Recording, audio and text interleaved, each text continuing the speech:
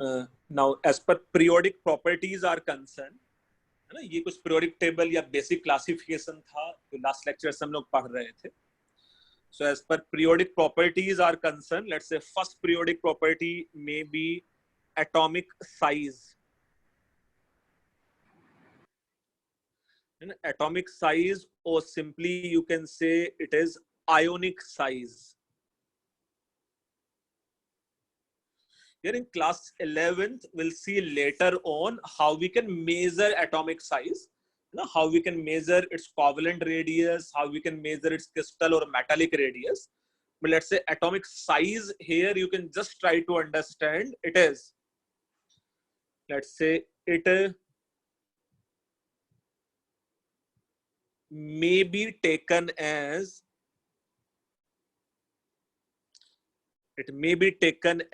let's say, distance between, let's say, nucleus of atom. It may be taken as the distance between nucleus of atom and, let's say, its outermost shell.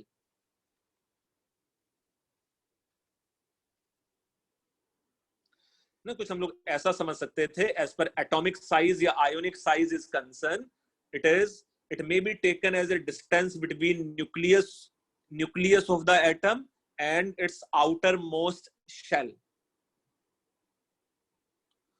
Now, if you see, as per periodic trend is concerned, its periodic property or periodic trend is, in general,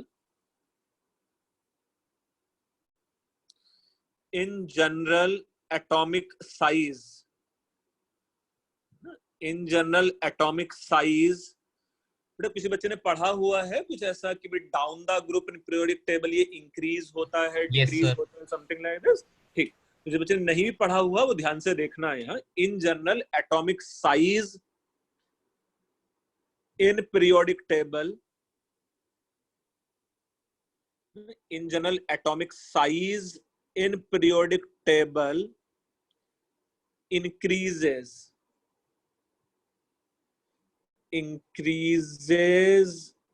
down the group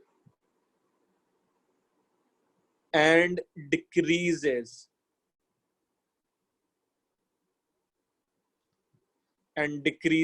across the period. So in general, atomic size in periodic table increases down the group and decreases across the period in periodic table. अच्छा, क्या increase है क्या decrease है ये भी हम लोग समझ लेंगे थोड़ा डिटेल में अभी, है ना, या इस जनरल ट्रेंड्स का क्या एक्सेप्शन है वो भी थोड़ा थोड़ा समझेंगे.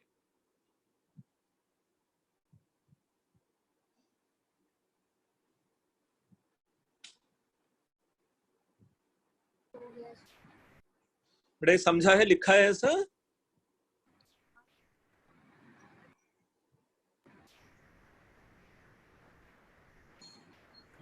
So in general, atomic size in periodic table increases down the group and decreases across the period.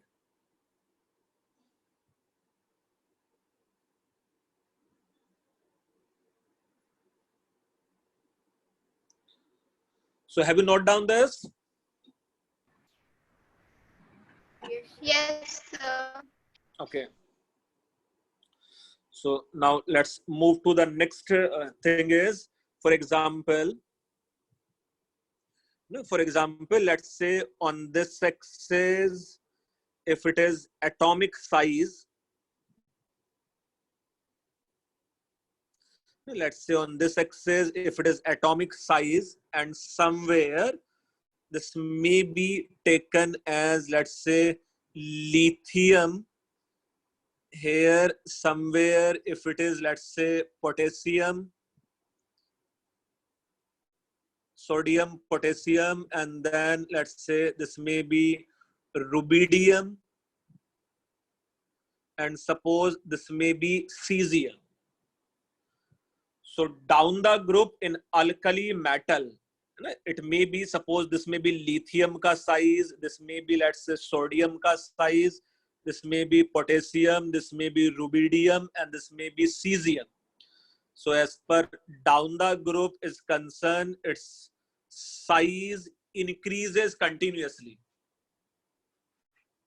Its size increases continuously. So as per atomic radius or atomic size is concerned,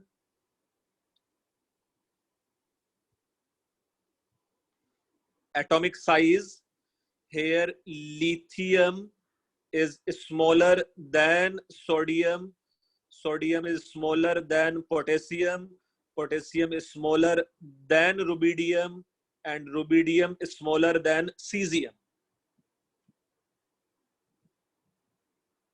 As per their atomic size is concerned.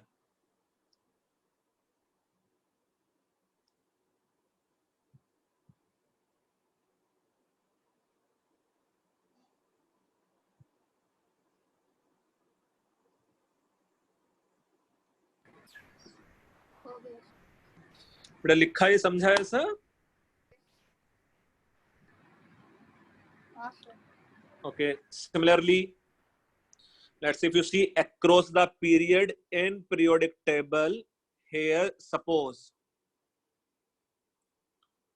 again you can say it is atomic size, and this may be, let's say, second period ke element, this is lithium, it is beryllium, it is boron, carbon, nitrogen, oxygen, fluorine, and neon.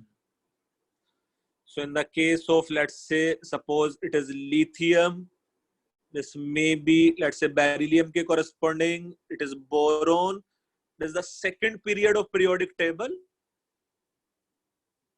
Nitrogen, it is, let's say, oxygen, it is same as fluorine, and let's say neon. So as per their atomic size is concerned, suppose this may be lithium ka atomic size, this may be beryllium, this may be boron, carbon, nitrogen, oxygen, fluorine. So its atomic size decreases, decreases, decreases, and decreases, and decreases. So across the period, size decreases, but as per experimental data is concerned, हम लोग उसको समझ भी लेंगे, neon का atomic size is, let's say, increases. So you can say up to fluorine atomic size decreases, but neon जो novel gas है उसका साइज फ्लोरीन से भी ज्यादा है. You can say second period of element में नियोन सबसे बड़ा साइज है. किसी बच्चे को आइडिया है कुछ कुछ ऐसा कि नियोन का साइज सबसे बड़ा क्यों हो सकता था?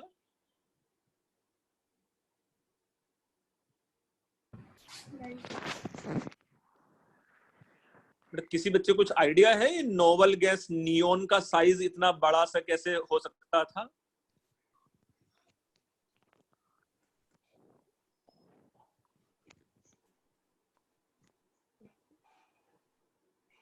सर शायद इसलिए क्योंकि मतलब वो बहुत स्टेबल है और मतलब उसके इलेक्ट्रॉन शिफ्ट नहीं करते रहते एक सेल से दूसरे सेल में, इसलिए शायद बड़ा है. नहीं नहीं, हम लोग कुछ समझेंगे कि बाकी सबके लिए हम लोग कोवेलेंट रेडियस मेजर कर पाते हैं, है ना? बाकी सबके लिए हम लोग कोवेलेंट रेडियस मेजर कर पाते हैं, बट इसके लिए हम लोग कुछ वैंडर वाल रेडियस मेजर कर पाए होंगे, है ना? तो पढ़ेंगे बेटा ऐसा बाद में, है ना? बट अभी के लिए कुछ ऐसा याद कर सकते हो, across the period size decreases, है ना? Across the period size decreases, but novel gas having exceptionally bigger size, है ना? तो उसमें कुछ ऐसा स्टेटमेंट भी लिख सकते हैं तुम लोग. In general, across the period, in general, across the period, atomic size decreases. Atomic size decreases, but novel gases, yeah, you can say neon, is exceptionally bigger.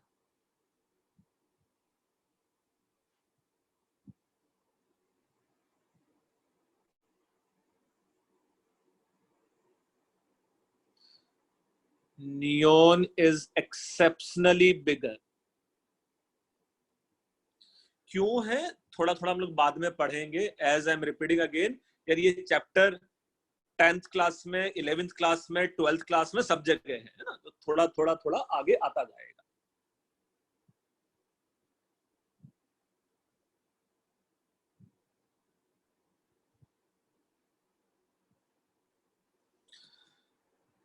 ये ग्राफ तुम लोगों ने ड्रॉ किया है?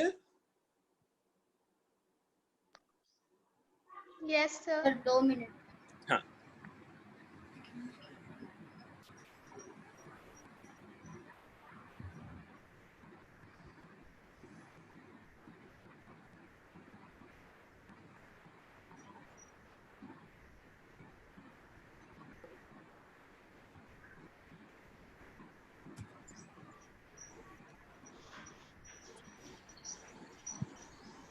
हो गया सर. ओके, ठीक है. Now we can see, let's say, few exceptional example in this general trend, है ना? So you can say, let's say exceptional examples. Exceptional example in general trend. General trend का मतलब क्या है कि down the group size increase होना चाहिए था and across the period size decrease होना चाहिए था. So if you see, first exception is, if we see radius of ZR, ये कौन सा एलिमेंट होगा? ZR, zirconium. And the radius of HF, ये कौन सा एलिमेंट है? हॉफनियम. सो एक है, let's say, radius of zirconium and radius of hafnium. Although hafnium zirconium से जस्ट नीचे है, सो हॉफनियम का size should be bigger than that of zirconium, but hafnium is found to be smaller than that of zirconium, है ना? Similarly, another exception is, let's say, radius of, let's say, एक है aluminium and एक है, let's say, radius of gallium.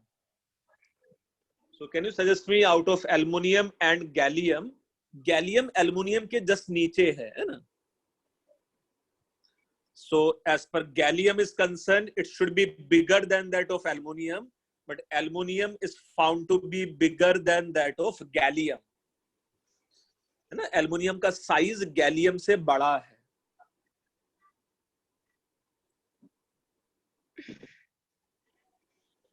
Similarly, let's say, if you see third, across the period, even if you see, let's say, it is scandium. Scandium is found to be bigger than that of titanium. Titanium is bigger than that of vanadium. Vanadium is bigger than that of chromium. Chromium is bigger than that of manganese. Manganese is bigger than that of iron. And iron, cobalt and nickel having nearly same size. Iron, cobalt and nickel having nearly same size, and they are found to be smaller than that of copper, and copper is found to be smaller than that of zinc.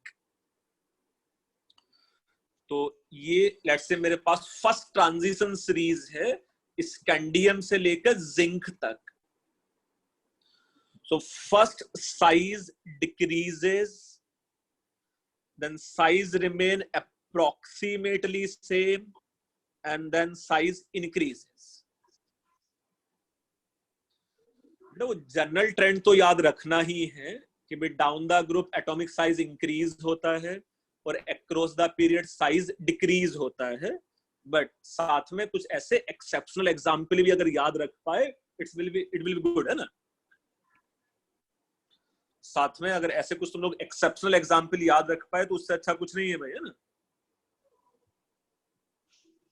So जो आपने like अभी third वाला example लिखा है, it's all like atomic radius, right? हाँ, atomic radius है सब, है ओके, ना। Thank you. तो ये जो भी हम लोग पढ़ रहे हैं लेट्स वो साइज से रिलेटेड है ना।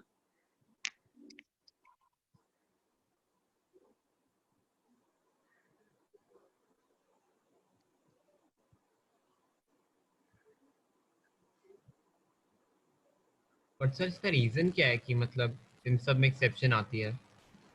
तो ये हम लोग पढ़ लेंगे यार, क्या क्या रीजन है बेटा, है ना। ये सब आएगा धीरे धीरे।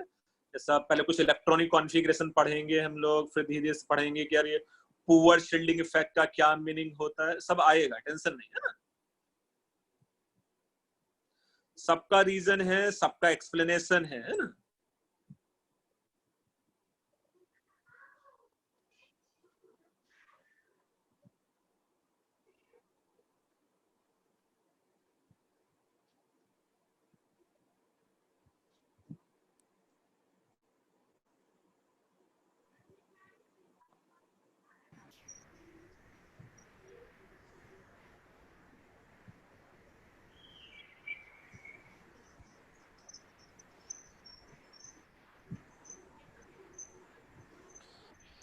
ये अच्छा, ये मैं फिर से बोल रहा हूँ, एक्सेप्शनल एज पर साइंस में कुछ नहीं होता, हर एक का लॉजिक है ना, हर एक का रीजन है। हम लोग सिर्फ वो एक्सेप्शन को हम लोग उसको बोल रहे होते हैं जो जनरल ट्रेंड को सेटिस्फाई नहीं कर रहा है ना?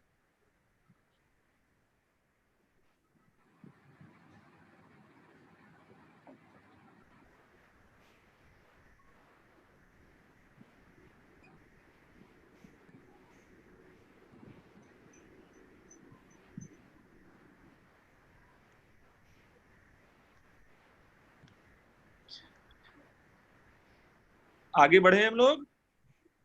Yes, sir. Okay.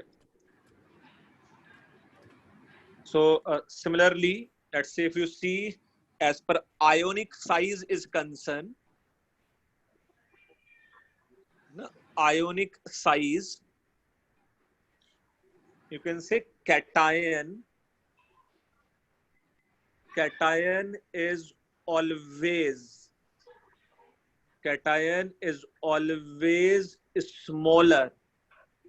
smaller than, you can say, corresponding atom, है ना। कैटायन हमेशा ही छोटा होता है corresponding एटम से, and as its positive charge increases,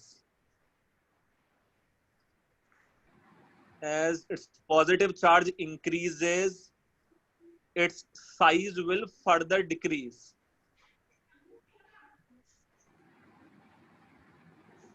Its size will further decrease. So I'm repeating again, cation is always smaller than corresponding atom, and as positive charge increases, its size will further decrease. इन सबके reason है, सबके पीछे logic है, जो कहीं ना कहीं हम लोग 11th-12th क्लास में पढ़ेंगे, है ना। अभी नहीं, अभी के लिए कुछ कुछ चीजें याद रखने की कोशिश करो तुम लोग कि कैटायन कॉरेस्पॉन्डिंग एटम से हमेशा छोटा होता है। जैसा let's say here you can just try to see as per atomic size is concerned, एक है let's say यहाँ मैग्नीशियम, एक हो सकता था मैग्नीशियम प्लस, और एक हो सकता था लेट्स से मैग्नीशियम 2+। इसमें सबसे छोटा साइज किसका रहने वाला है? मैग्नीशियम 2+। तो magnesium 2+ should be smaller than that of magnesium plus. Similarly, let's say this may be radius of iron atom,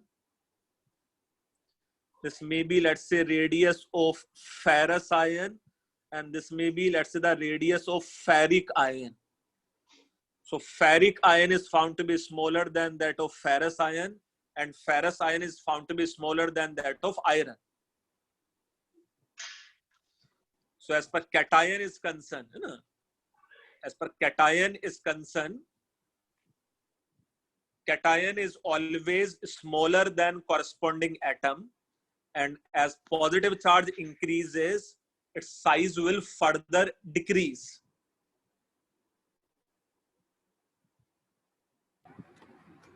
हो गया सर.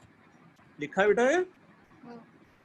ऐसा ही इसी में हम लोग लिख सकते थे एनायंस के लिए. सो यू कैन से anion.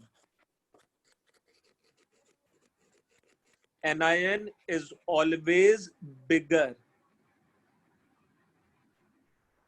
Anion is always bigger than corresponding atom, and as its negative charge increases, its size will further increase. Its size will further increase. Anion is always bigger than corresponding atom, and as negative charge increases, its size will further increase. Let's say, for example, let's say if it is suppose a radius of oxygen, this may be radius of O minus, and this may be radius of O2 minus. इसमें सबसे बड़ा कौन सा रहने वाला है? O2 minus. O2 minus. O2 minus will be bigger than that of O minus, and O minus should be bigger than that of O. So I'm repeating again, cation हमेशा छोटा होता है और anion let's say हमेशा बड़ा है ना?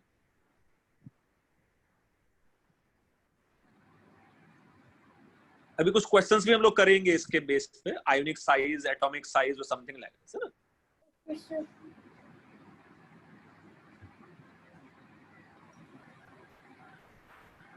Same, let's say in the case of isoelectronic, in the case of isoelectronic ions, isoelectronic का मतलब क्या होता था? They have same number of total electrons, है ना? So in the case of isoelectronic ions, as number of proton, or you can say atomic number, as number of proton or atomic number increases, its size will decrease. I'm repeating again, in the case of isoelectronic ions, as number of proton or atomic number increases, its size will decreases. ये हम लोग कहीं पढ़ा भी था यार, ये isoelectronic का क्या मीनिंग होता है ना? Isoelectronic means they have same number of electrons. For example, let's say suppose if it is N3 minus, if it is O2 minus, if it is F minus, can you suggest me in सब में से किसका size सबसे बड़ा रहने वाला है? N3 minus. So as per you can say ionic size is concerned, N3 minus will be bigger than that of O2 minus, and O2 minus is bigger than that of fluoride ion. ये सब के सब isoelectronic हैं. They have same total number of electrons, same as total number of electrons as 10. इसमें nitrogen का atomic number सबसे कम है और फ्लोरीन का एटॉमिक नंबर सबसे ज्यादा है ना? Similarly, suppose if it is, let's say Na plus, it is Mg2 plus, and it is Al3 plus. इसमें सबसे छोटा साइज किसका रहने वाला है? Al3. Al3 plus. So Na plus is bigger than that of magnesium 2 plus and magnesium 2 plus is bigger than that of Al3 plus. Suppose हम लोग कुछ कैटायन एनायंस के कॉम्बिनेशंस भी ले सकते थे, जैसा दिस में be suppose magnesium 2 plus, this may be suppose Na plus, this may be let's say F minus and this may be let's say suppose O2 minus.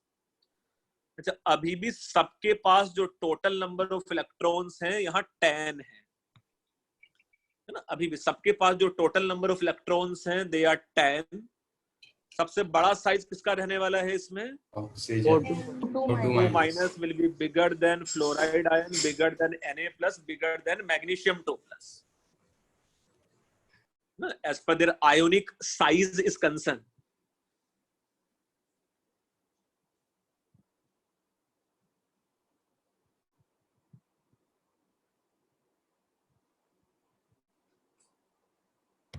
हो गया सर। हो गया है, गुड.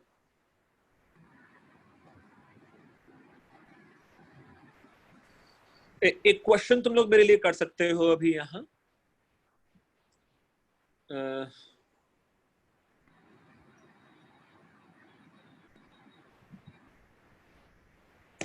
जैसा question is arrange following into, let's say arrange following into decreasing order of their size. Decreasing order of their size. Arrange following into decreasing order of their size. Let's say first one, if it is let's say I minus, it is I plus and let's say it is I. तो एक iodide ion है, एक iodine plus है और एक iodine atom है. Next one, let's say if it is manganese 5 plus, if it is manganese and let's से this may be manganese 2 plus. Next one, let's say it is fluoride ion, it is chloride ion, bromide ion and iodide ion. इनका size तुम लोग compare कर सकते हो. Next one, let's say it is calcium 2 plus, it is K plus, it is sulfide ion and it is chloride ion. Next one,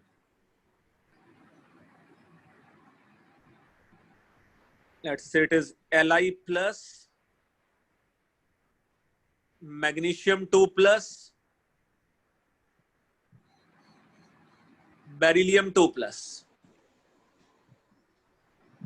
So you have to compare their size, है ना? You have to arrange them in decreasing order of their size. समझने की कोशिश करेंगे जहां हम लोग को समझना है ना. जैसा फर्स्ट वाले केस में answer should be easy. I minus should be bigger than I and I should be bigger than that of I plus, है ना. Anion should be bigger than that of atom and atom should be bigger than that of cation. ऐसा second के लिए manganese should be bigger than that of manganese 2 plus and manganese 2 plus should be bigger than that of manganese 5 plus. Third वाले case में obviously I minus should be bigger than that of bromide ion, should be bigger than that of chloride ion, should be bigger than that of fluoride ion. Down the group, atomic as well as ionic size increases. Fourth वाले case में किसका size सबसे बड़ा होगा यार fourth में? sulfur 2 minus. So you can say sulfide ion is bigger than that of chloride ion, bigger than that of, let's say, K plus, and bigger than that of calcium 2 plus. अच्छा, ये सब भी iso electronic है ना, ये सब भी iso electronic ही है ना। अच्छा, फिफ्थ का आंसर क्या रहने वाला है यार? फिफ्थ का आंसर क्या रहने वाला है? Li plus तो फिफ्थ वाले केस में यही ट्रेंड है, विल सी। हाँ बोलो। B2 plus and G2 plus. Same है। तो ये हम लोग समझेंगे, ये है साइज, है ना। Yes, sir. Li plus bigger than that of magnesium 2 plus, bigger than that of beryllium 2 plus. हम लोग कुछ और डिफिकल्ट एक्सेप्शनल एग्जांपल्स भी करेंगे, बट ये इन 5 एग्जांपल में किसी को डाउट है? सर लास्ट वाले में डाउट है, तो लास्ट वाले डाउट से रिलेटेड हम लोग अभी देख लेंगे, है ना। लास्ट से पहले कुछ डाउट है तुम लोगों को? इतना सारी चीज़ें काम किसने किया? भाई कौन बच्चा है? भाई बच्चों, बाकी बच्चे अपने माइक म्यूट रख सकते हो तुम लोग, है ना। सो arrange following into decreasing order of their size था, और साइज हम लोग कुछ ऐसा कर सकते थे एक्सेप्ट फिफ्थ एग्जांपल। बेटा कुछ और डाउट है किसी बच्चे को? No, sir. तो पहले तो पहले हम लोग एक काम करते हैं, जो फिफ्थ वाला एग्जांपल है उसी को हम लोग देखते हैं, है ना। टू अंडरस्टैंड फिफ्थ वाला एग्जांपल कुछ हम लोग डेटा भी लिख सकते हैं, है ना। So if you see, let's say size of atom and let's say their cations, जो कुछ थोड़ा याद रखने की कोशिश भी कर सकते हो तुम लोग, है ना। Size of atom and their cation. Suppose मेरे पास यहाँ है lithium, here let's say suppose it is beryllium, this may be suppose sodium here, and let's say it is magnesium, it is let's say potassium here, and this may be calcium, this may be suppose rubidium here, and let's say this is strontium. एक कुछ alkali metal है और एक कुछ alkaline earth metal है। As per lithium is concern, इसका जो size है इट इज 134 पिकोमीटर, है ना। As per its atomic size is concern 134 picometer. Picometer का मतलब क्या होता है? 10⁻⁻12 मीटर, है ना। So 134 picometer. Same as per beryllium is concerned, it is 90 picometer. Same as per sodium is concerned, it is 154 picometer, and magnesium is 130 picometer. Now, as per atomic size is concerned, ये 196 picometer है potassium, और ये 174 picometer है। Same as per rubidium is concern, it is 211 picometer, और ये है 192 picometre. तो ये जो डेटा है, this data is related to atomic size. I am repeating, as per this data is concern, this data is related to atomic size. हम लोग कुछ आयोनिक साइज का डेटा भी देख लेंगे, but it is related to atomic size. हाँ बोलो sir, ये पिकोमीटर क्यों लिखते हैं हम लोग? बेटा पिकोमीटर का मतलब होता है 10⁻⁻12 मीटर।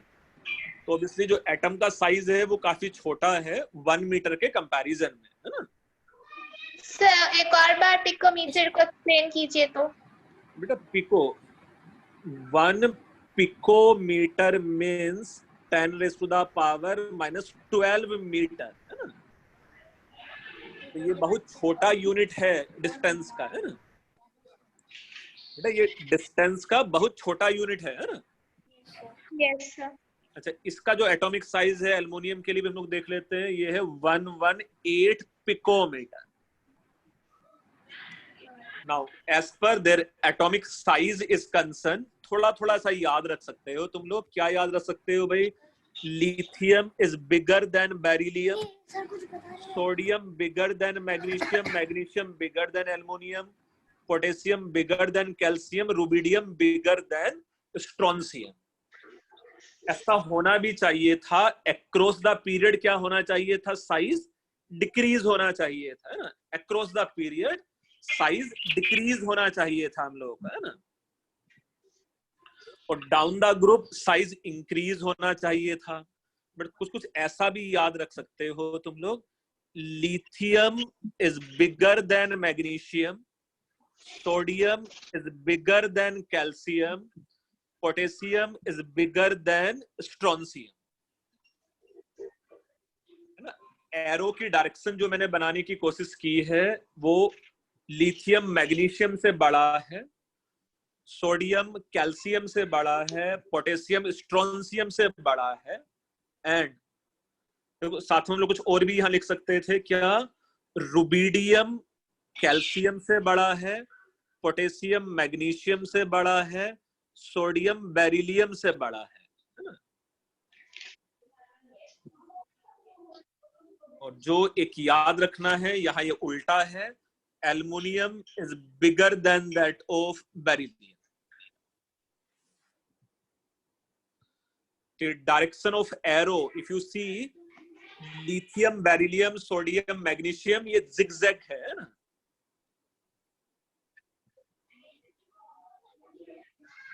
तो ये ट्रेंड है उनके एटॉमिक साइज का, है ना।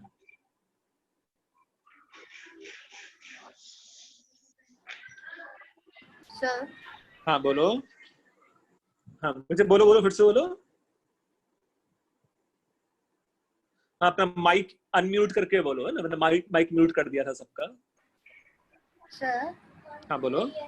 एल्यूमिनियम बेरिलियम से बड़ा क्यों है? हाँ बेटा, फिर से बोल रहा हूँ कि भाई down the group size increase होना था और across the period size decrease होना था। तो यू कांट से कि भाई बेरिलियम के बाद एल्युमिनियम। जैसे बेरिलियम अगर देखेगा तो सेकंड ग्रुप में है और एल्युमिनियम बेटा टेक्निकली फिर 13th ग्रुप में है ना। तो उससे पहले हम लोग के पास और बहुत सारे एलिमेंट है ना। बट अल्कली और अल्कलाइन अर्थ मेटल में कोई टेंशन नहीं है ना। अच्छा, ये किस बच्चे के घर के आसपास बड़ा यार चिड़िया बोल रही है? बेटा आकृति सिंह, तुम ना माइक म्यूट नहीं कर पा रहे हो क्या? बेटा करो जल्दी से। हाँ बेटा, ये एटॉमिक साइज का कुछ ट्रेंड लिखने की कोशिश किया तुम लोगों ने? एटॉमिक साइज है ना, ऐसा ही कुछ इनके कॉरेस्पॉन्डिंग आयोनिक साइज भी हम लोग देख लेंगे, है ना।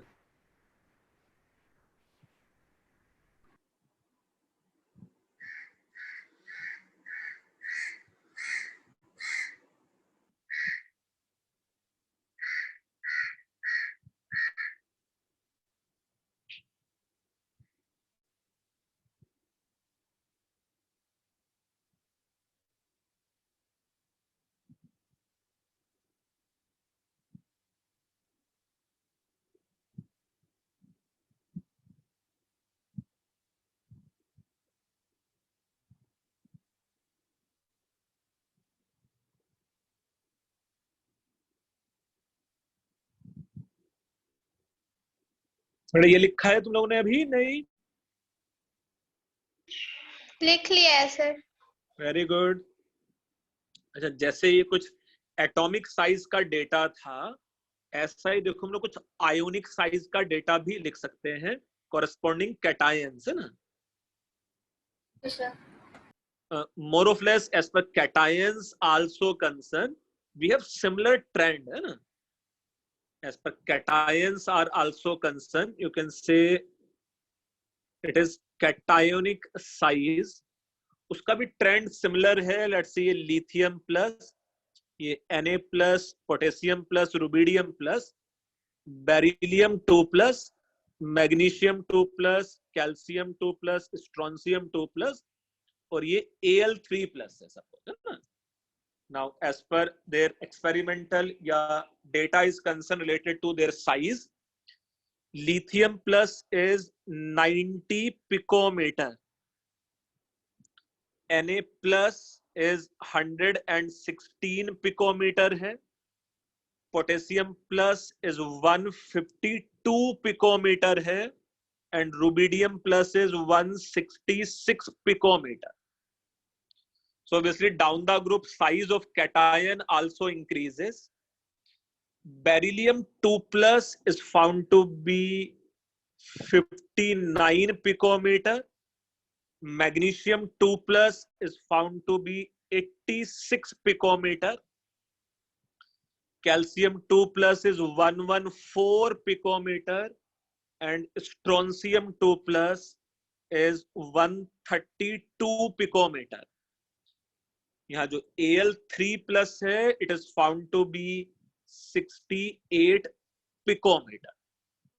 तो जो ट्रेंड एटॉमिक साइज का था, वही trend let's say cationic size का भी है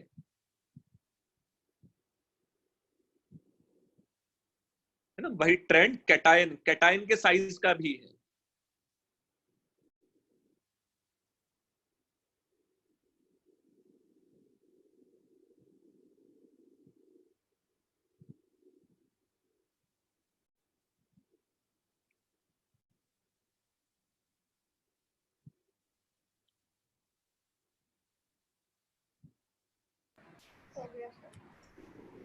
ये भी लिखा है, very good.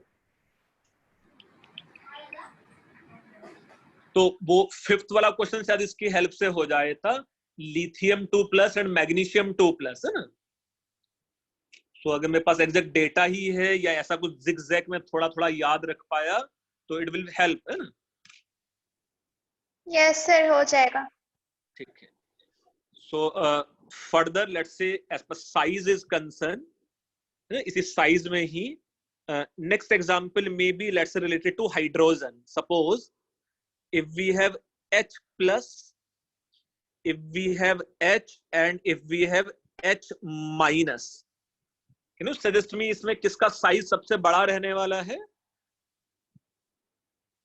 Sir H plus. H- should be bigger than H and H should be bigger than H+.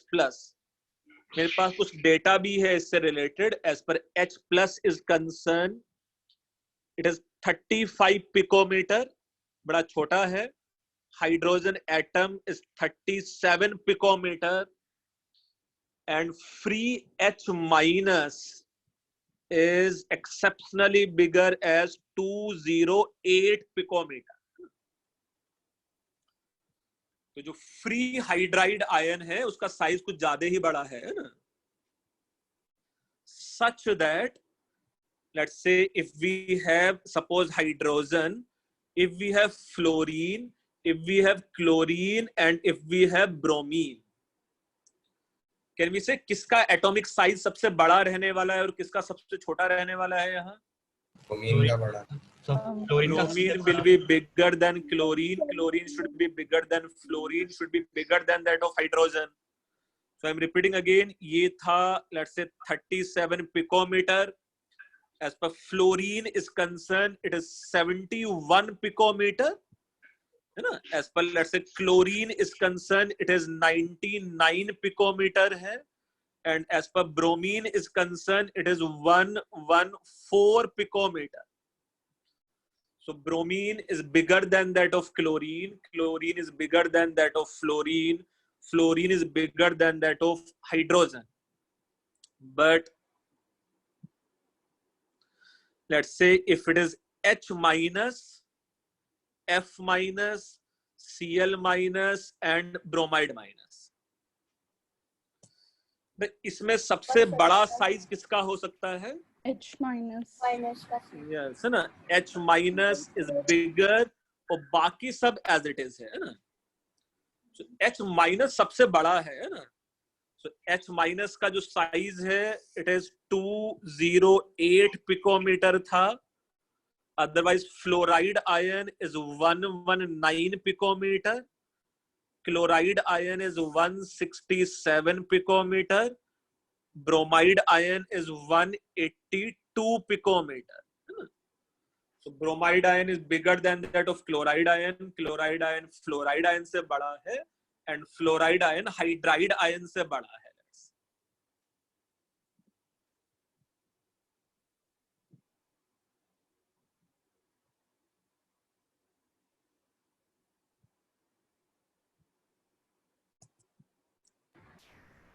Sir 2 minute हो गया सर. ये लिखा? हाँ सर. ठीक है, 1 मिनट रुको. मैं कुछ जैसा हम लोग कैटाइन के साइज की बातें कर रहे थे, ऐसा एनायंस है ना, एनायंस के साइज के बारे में भी थोड़ा थोड़ा हम लोग कमेंट कर सकते थे, है ना. So similarly let's say size of anions.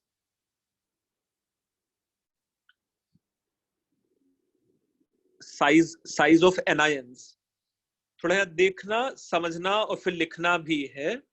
Let's say if it is C4 minus, it is N3 minus, it is O2 minus and it is fluoride. तो सबसे बड़ा साइज किसका रहेगा इसमें, क्लोराइड है ना. C4 मतलब माइनस आइसो इलेक्ट्रॉनिक है तो कार्बन 4 माइनस सबसे बड़ा होगा, है ना. हम लोग देख लेंगे Yes, कुछ sir. डेटा, कुछ डेटा भी हम लोग लिख लेंगे. ऐसा ही ये सपोज P3 माइनस है, ये S2 माइनस है, ये क्लोराइड आयन है. सेम सपोज ये सेलेनियम 2 माइनस है, ये सपोज ब्रोमाइड आयन है, और ये suppose let's say iodide ion है. So as per the experimental data is concerned, it is 260 picometer. It is 171 picometer है इसका साइज. इसका जो साइज है it is 126 picometer and fluoride is 119 picometer. Phosphide ion 212 picometer है. Sulphide ion 170 picometer है. Selenide ion is 184 picometer. Fluoride is 167 picometer. ये 182 picometre है and ये 216 पिकोमीटर है. So obviously as per size is concerned, across the period size decrease होना था and down the group ये जो size था वो increase होना था, है ना.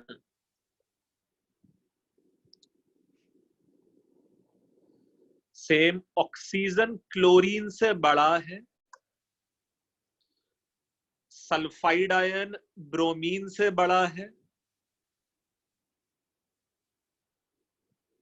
सॉरी कुछ मैंने गलत किया. Chloride ion is bigger than that of oxide. Bromide ion bigger than that of sulphide. Iodide ion bigger than that of selenide, है ना.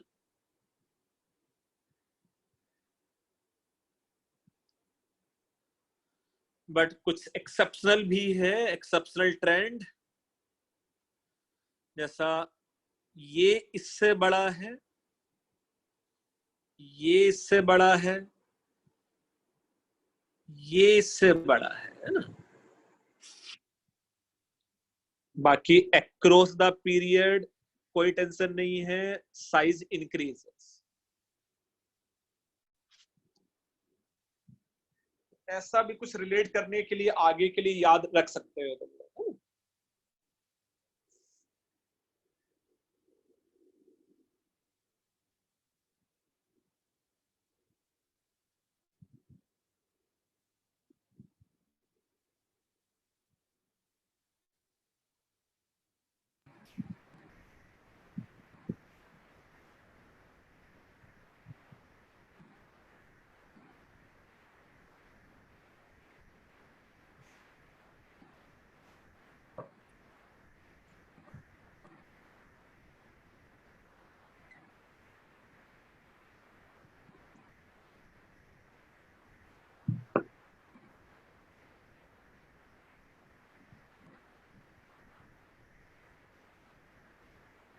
सर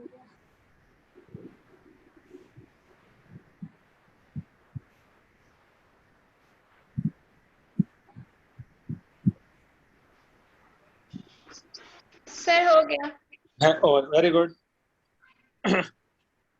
इसमें साइज इज कंसर्न, थोड़ा थोड़ा हम लोग ने समझा कि across the period size decrease होता है, down the group size increase होने वाला है।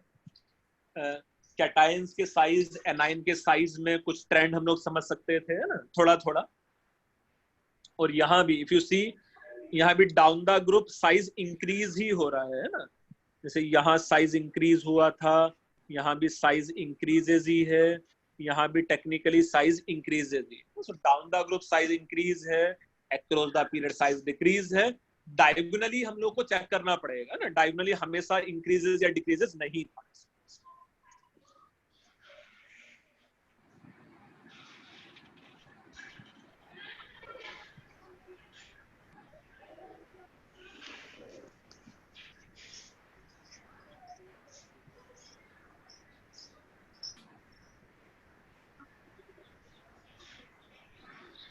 So let's say the next periodic property apart from atomic size or ionic size,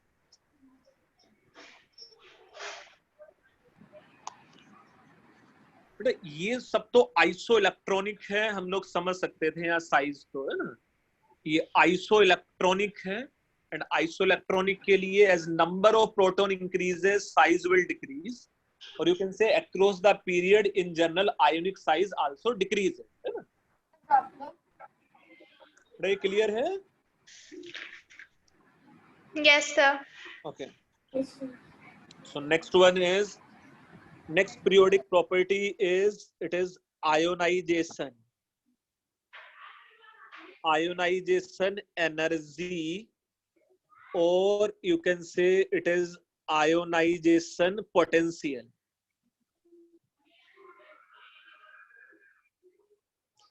Ionization energy or ionization potential.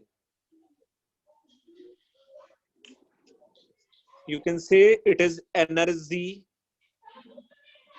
required. मुझे अपना माइक लोग mute पे डालो तुम लोग, किसी भी बच्चे का मुझे बैकग्राउंड आवाज आ रहा है। Good. So energy required to, you can say ionize, energy required to ionise.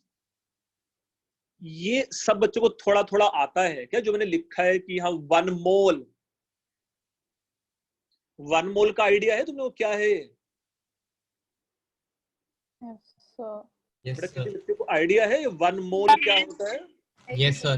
Yes. अच्छा ठीक है, मैं लिखता भी हूँ क्या है, but as per definition is concerned, it is energy required to ionize 1 mole of atoms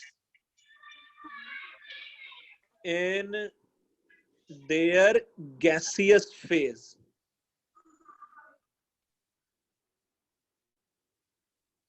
It is energy required to ionize 1 mole of atom in their gaseous phase. अच्छा, जो 1 मोल है, अभी के लिए आसान सा अगर मैं समझाने की कोशिश करूं तो 6.022 इंटू 10⁻23 नंबर होता है बस एक, है ना। So, इतने सारे एटम्स को आयोनाइज करने के लिए how much energy we have to supply in gaseous phase, है ना। For example, suppose it is hydrogen as a gas, hydrogen atom as a gas, and if you supply certain energy to this, it can convert into H plus gaseous due to loss of electron. So the ionization energy means energy required to ionize, energy required to ionize the atom in gaseous phase.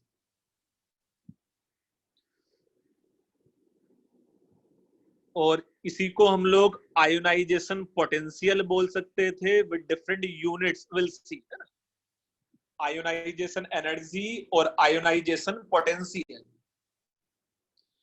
तो कितने energy की हम लोग को जरूरत पड़ने वाली है टू रिमूव द इलेक्ट्रॉन, ठीक है ना, तो ionize the electron from 1 mole of atom in their gaseous phase.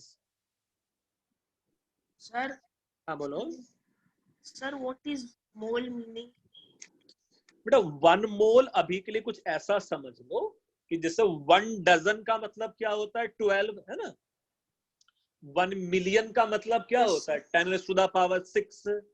1 billion होता है 10⁻⁹। ऐसा 1 मोल का मीनिंग होता है 6.022 इंटू 10⁻23। ठीक है, ऐसे नंबर है ये, है ना। Yes sir. अच्छा यही नंबर क्यों है बाद में पढ़ेंगे डिटेल में, है ना, but let's say it is just a number. Sir हाँ एक बोलो। बार एग्जाम्पल एक्सप्लेन कीजिए तो। बेटा ये जो एग्जाम्पल है, यहाँ एक हाइड्रोजन था, सपोज हाइड्रोजन एटम। ना 1 मोल ऑफ हाइड्रोजन एटम को आयोनाइज करने के लिए जो एनर्जी हम लोग को सप्लाई करना पड़ेगा, this energy is known as ionization energy. 1 mole of hydrogen atoms को आयोनाइज करने के लिए जितने एनर्जी की जरूरत हम लोग को पड़ेगी वो आयोनाइजेशन एनर्जी है ना। Okay sir.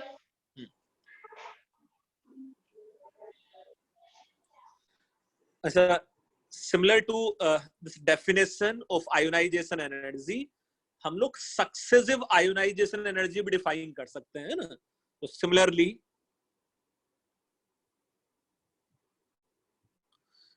Let's say similarly एक एग्जांपल में यहां ले लेता हूं। Similarly, if we take another example, if you take the example of magnesium, let's say it is magnesium gaseous. If some energy is supplied to this, let's say IE, it can convert into magnesium plus gaseous due to loss of electron. If more energy is supplied to this, it can convert into magnesium 2 plus gaseous due to loss of another electron. Magnesium को कुछ energy हम लोग ने supply किया तो वो अपना एक इलेक्ट्रॉन लूज कर सकता था, so it is defined as IE1। Second electron को निकालने के लिए जो एनर्जी सप्लाई करना पड़ेगा, it is defined as IE2।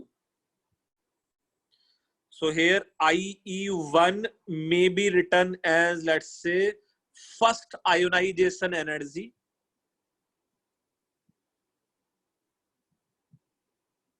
and IE2 can be equal to, let's say, defined as second ionization energy. Second electron निकालने के लिए how much energy you have to supply, है ना। So magnesium से magnesium plus बनाने के लिए how much energy we have to supply, and similarly magnesium plus से magnesium 2 plus बनाने के लिए how much energy we have to supply.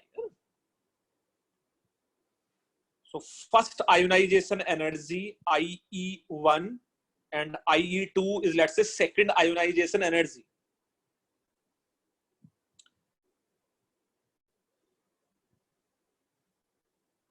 Definition लिखा है तुम लोगों ने ऐसा?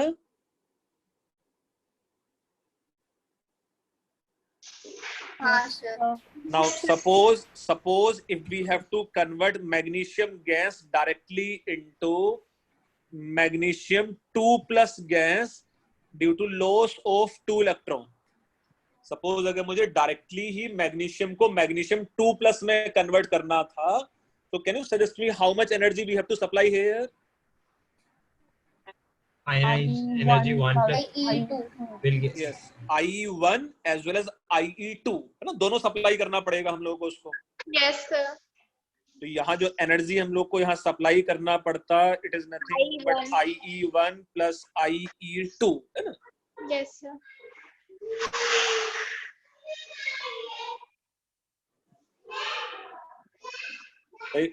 किसी के घर पे उसका छोटा भाई बहन बहुत चिल्ला रहा है।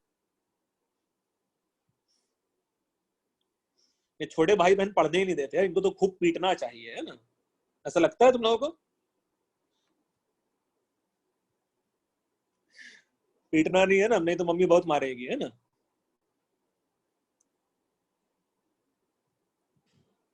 सो एनीवे नेक्स्ट में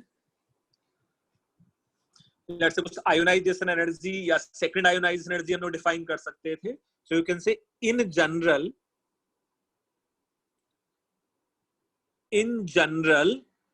ionisation energy, in general ionization energy directly proportional to atomic size होना चाहिए या inversely proportional to atomic size होना चाहिए? Inversely. So this should be inversely proportional to atomic size. क्यों इनवर्सली प्रोपोर्शनल होना चाहिए था? You can just try to understand here as size या atomic size is smaller, it has more nuclear force of attraction and it should have more tightly bounded electron, है ना? So you can say as atomic, बेटा मैं समझाता हूँ, as atomic size decreases, ना, as atomic size decreases you can say electron will be, you can say more closer या more close to nucleus, और nucleus और इलेक्ट्रॉन के बीच में फोर्स ऑफ अट्रैक्शन रहने वाला है ना। So as atomic size decreases, electron will be more close to nucleus and it will be, you can say, more tightly bounded, वो उससे tightly bounded होता है ना। So as atomic size decreases, electron will be more close to nucleus and it will be more tightly bounded and thus difficult to knocked out. उसको ionise कराने के लिए हम लोग को और उतना ज्यादा एनर्जी सप्लाई करना पड़ेगा।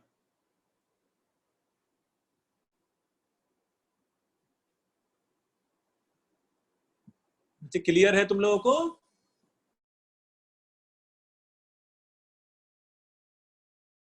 सर ये बात समझा दो ना।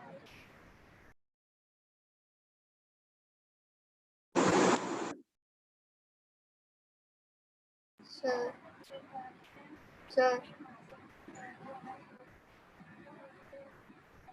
Hello Your mic has been muted. Sir your mic is mute.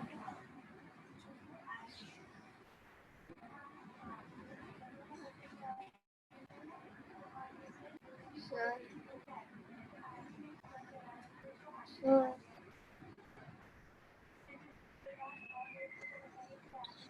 Yes बेटा, ये समझ में आया है अभी?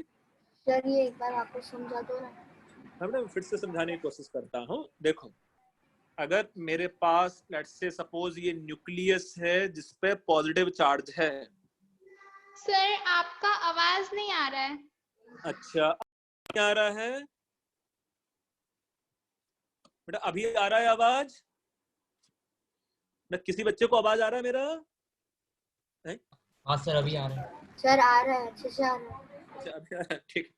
सो I am repeating again, let's say ये न्यूक्लियस था सपोज एंड ये इलेक्ट्रॉन है सपोज। दोनों के बीच में मेरे पास फोर्स ऑफ अट्रैक्शन है। क्यों एक दूसरे को ये अट्रैक्ट करते होंगे? क्योंकि ये अपोजिटली चार्ज्ड है ना। न्यूक्लियस एंड इलेक्ट्रॉन एक दूसरे को अट्रैक्ट कर सकते थे, they are oppositely charged.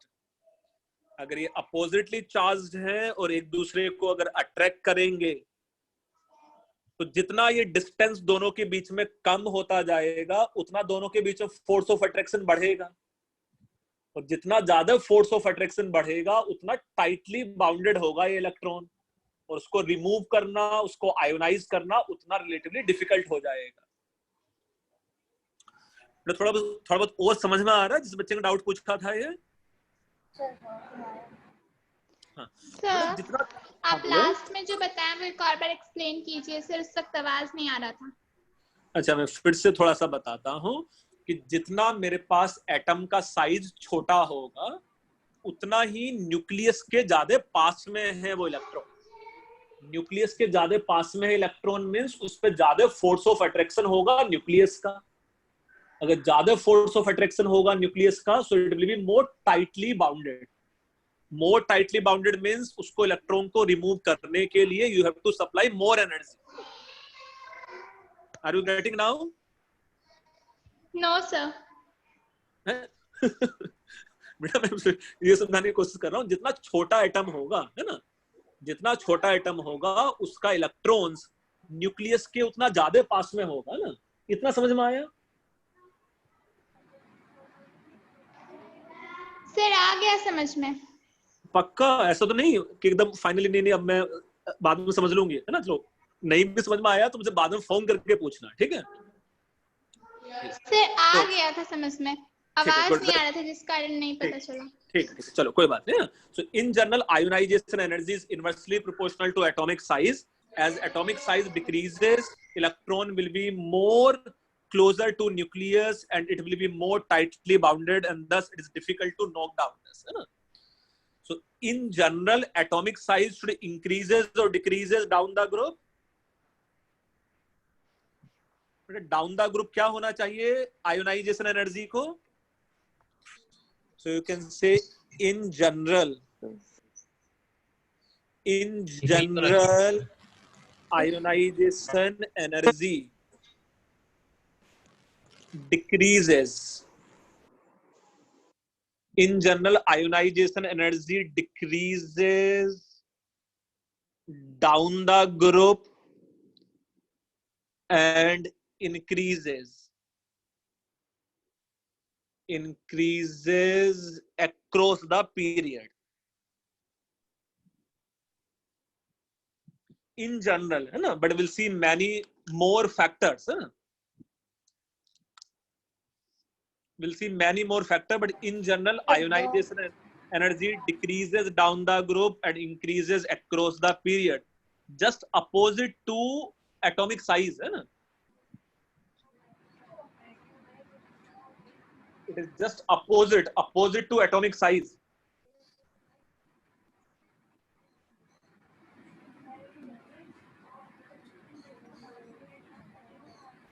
Such that if you see order of IE1, such that if you see order of IE1, यहाँ लिथियम है, sodium, it is potassium, rubidium and cesium. Can you suggest me which element should have maximum ionization energy here? Cesium. So lithium more than sodium, more than potassium, more than rubidium, more than cesium, है ना? As per ionization energy is concerned. Similarly, this may be, let's say, fluorine, chlorine, bromine and iodine. सबसे ज्यादा ionisation energy किसका रहने वाला है इसमें? Fluorine. Yes, fluorine should have more than chlorine, should have more than bromine, should have more than iodine. So down the group ionization energy decreases, है ना, उसमें कोई इश्यू नहीं है. Across the period it should increase. We'll see few exceptional examples later on and उसको समझने की कोशिश भी करेंगे हम लोग, बट अभी के लिए हाल फिलहाल suppose if it is sodium here and if it is magnesium here, इन दोनों में किसका आयोनाइजेशन एनर्जी का value will be higher? Sodium और मैग्नीशियम? मैग्नीशियम है ना, मैग्नीशियम का ज्यादा होता है and magnesium will be smaller. Magnesium will be smaller than that of. इसी के ग्रुप में देखो आगे आएगा मेरे पास क्लोरीन आएगा ना, सल्फर भी आएगा ना, तो यहाँ सल्फर आएगा, क्लोरीन आएगा एंड हाँ बेटा, वो मैंने डेलिबरेटली नहीं लिखा है ना। एल्युमिनियम फास्फोरस वो मैंने डेलिबरेटली नहीं लिखा है, क्योंकि उसमें थोड़ा थोड़ा इंक्रीज डिक्रीज है ना। क्यों है हम लोग बाद में समझें, but as per let's say sodium, magnesium, sulfur, chlorine and argon is concerned, argon has maximum ionization energy and sodium has minimum ionization energy among these elements, है ना। थर्ड पीरियड मैंने डेलिबरेटली पूरा नहीं लिखा है ना।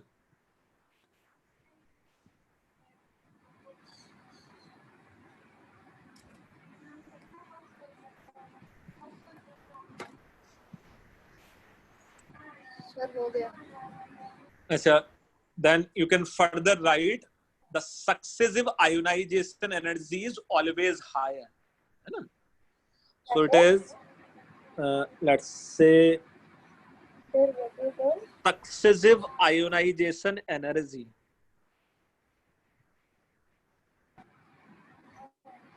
is always higher. Successive ionization energy is always higher means you can say IE1 का value हमेशा ही कम होता है IE2 से, IE2 का वैल्यू हमेशा ही कम होने वाला है IE3 से, एंड सो ऑन। तो जो आयोनाइजेशन एनर्जी है वो कंटिन्यूअसली, है ना, आयोनाइजेशन एनर्जी कंटिन्यूअसली इंक्रीज होते जाना है। You can just try to understand after removal of one electron size छोटा हो जाएगा, है ना। After removal of one electron size छोटा हो जाएगा। तो जैसे साइज छोटा होता जाएगा ionization energy will continuously increase. तो सब बेसिकली लाइक ऐसा ही होता है ना कि लाइक एक इलेक्ट्रॉन जाता है तो पॉजिटिव चार्ज ज्यादा हो जाता है, इसके लिए न्यूक्लियर फोर्स ऑफ अट्रैक्शन भी लाइक बढ़ जाता है, इसके लिए वेरी गुड वेरी गुड। तो हम लोगों को नेक्स्ट इलेक्ट्रॉन निकालना और डिफिकल्ट होता जाएगा, है ना। Is it clear? Yes, sir. yes sir yes sir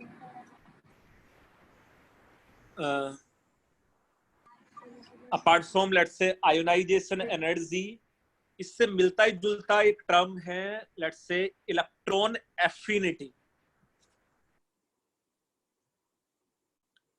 it is electron affinity. इसका जो सिंबल हम लोग लिख सकते थे let's say it is EA, है ना, इलेक्ट्रॉन एफिनिटी। इलेक्ट्रॉन एफिनिटी में हम लोग लिख सकते थे it is energy, it is energy released when 1 mole of atoms, when 1 mole of atoms gain electron in gaseous phase.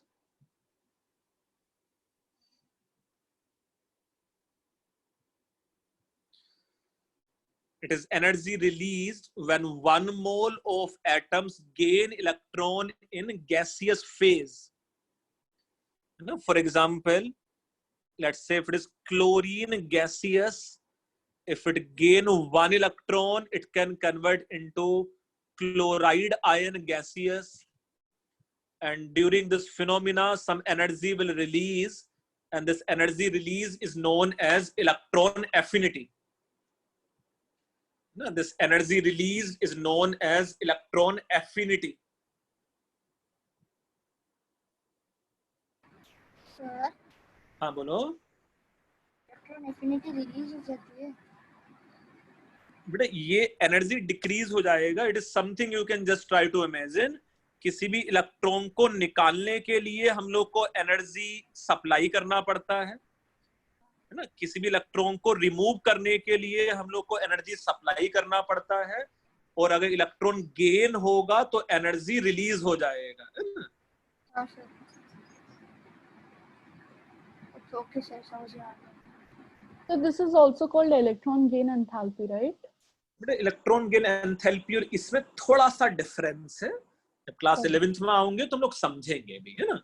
कुछ 5/2 RT ऐसा कुछ डिफरेंस आएगा as per magnitude is concern, but more of less meaning एक जैसा सा ही है, exact same नहीं होता, है ना।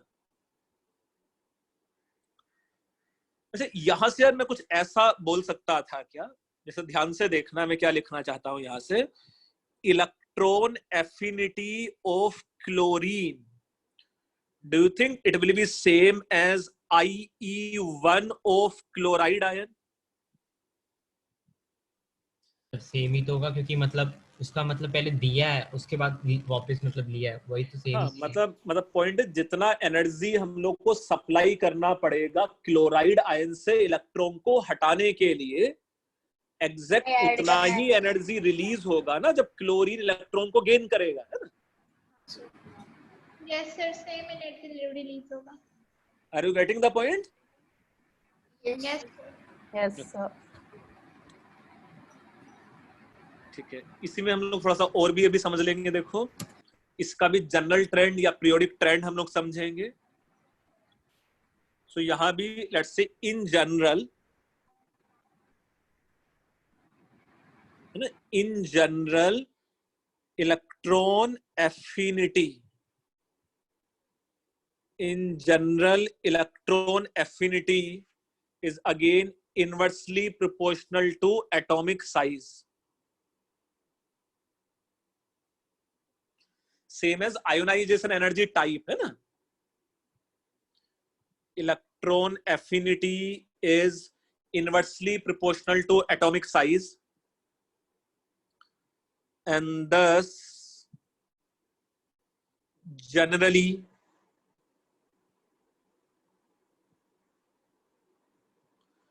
electron affinity, है ना, and thus generally electron affinity should decrease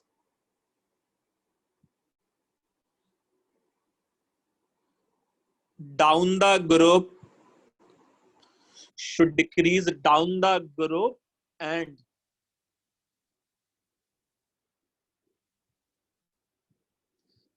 across the period it increases generally, है ना। But will see later on, जब फिर से 11th क्लास में पढ़ेंगे टॉपिक को हम लोग, कि कुछ कुछ एक्सेप्शनल ट्रेंड्स हैं, है ना। But in general in periodic table electron affinity decreases down the group and increases across the period.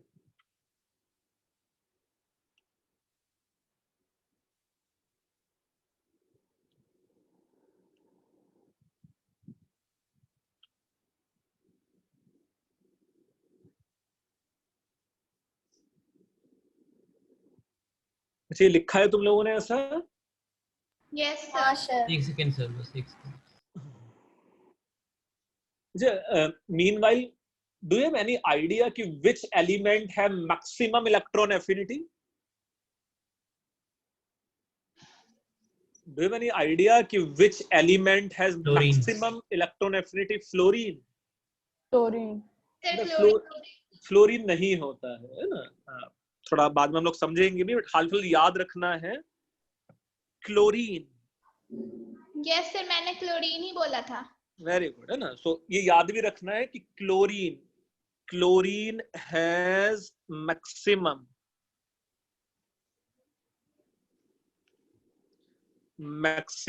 Electron affinity. क्यों होता है हम लोग समझेंगे बाद में, हाल फिलहाल याद तो रख सकते हो ना। याद रखने के लिए क्या है, chlorine has maximum electron affinity, है ना। हाँ सर। हो गया सर। लिखा है ये? हाँ sir. Good, yes very sir. Good. लिख लिया सर।